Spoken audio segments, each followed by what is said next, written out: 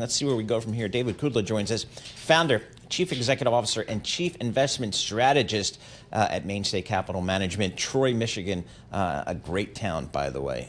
Been there. Hey, David, talk to us about, kind of how you saw the market action yesterday afternoon, and then maybe today. Kind of what's the market telling you about how it views this Federal Reserve? Yeah, I think that good morning, Paul. Per your lead into the segment, I think the markets and investors were surprised and I think also confused. I think the presser was quite confusing. Jay Powell, if I heard all that and he were talking about why he was hiking rates a quarter point, would have been a good explanation, but they're not, right? They're cutting a quarter point. So there's some real confusion about, where the Fed is headed. Are they making another policy mistake as we speak? And as far as the Fed is concerned, their problem is uncertainty. We have a saying in our industry, right? The markets hate uncertainty. Well, the Fed hates uncertainty too, and they really don't know what to expect for inflation next year, with Trump policies still not being fully known, how they'll get rolled out, when they'll get rolled out. Some of those potentially very inflationary. They don't know how much inflation will be fighting next year. But the presser was more about the labor market, the other side of the mandate. So the market was just confused in the face of that. I think it was, shoot now, ask questions later. I guess the question that rose yesterday to many economists is that the Fed is at a risk of making a policy mistake, in that they're going to fight an inflation that they don't necessarily need to fight at the expense of the labor market. That was one narrative that some economists were putting out there. What do you think of that? Well, good morning, Alex. I think they're focused on the wrong thing. I think that 2025 is going to be the year of the stubborn inflation battle, whether it's the massive federal deficit spending that's going to happen, tax cuts, all these things that are good for the economy, but in tariffs especially, that could cause a rise in inflation. It's that area that is more of the problem, I think, than labor. And that's where you're seeing on the long end of the curve. Look what's happened since September 18th, over the past 3 months. The Fed has cut 100 basis points.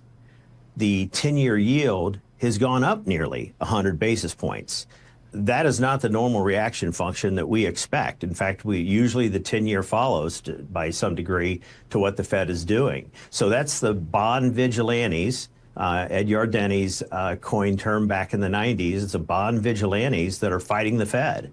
And so there's just a lot of confusion out there. I think uncertainty on the part of the Fed. That's why the pressers seem confused. And I think they need to be looking more towards inflation than labor right now. That's my opinion. David, you've been in these markets many years. You've seen all kinds of cycles and news events, and it looks like we may have another government shutdown. As an investor, how does that factor in, if at all, to your outlook? Back in the mid-90s, when we had this first government shutdown pending, it was Armageddon, and the markets reacted violently to it.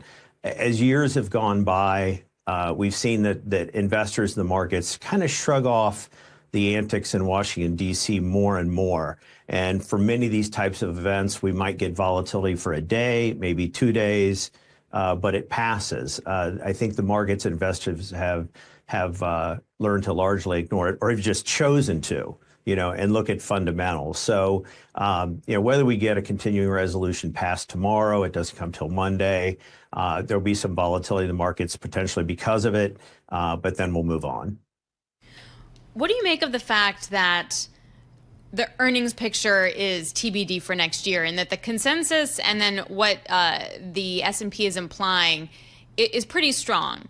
And then you wind up having this uncertainty about the Fed. Now, some might say it's okay because earnings are going to be really good. We're going to have deregulation and we're going to have lower taxes. So, yeah, we can justify that. But the other side is we just don't know.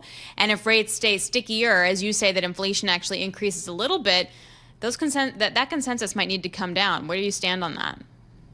It might need to come down. But if we look at Trump's policies, deficit spending, deregulation, which will be good for U.S. corporations across the board, tariffs will be good for some, bad for others, depending on if they're a multinational conglomerate bringing products in, or whether it's even smaller mid-cap companies where their input costs will be impacted. But I think net, we're still looking for good earnings growth next year, and that Trump policies net will probably only benefit that. All right, thanks a lot, David. Really appreciate David Kudla, founder, CEO, and chief investment strategist at Mainstay Capital Management, joining us.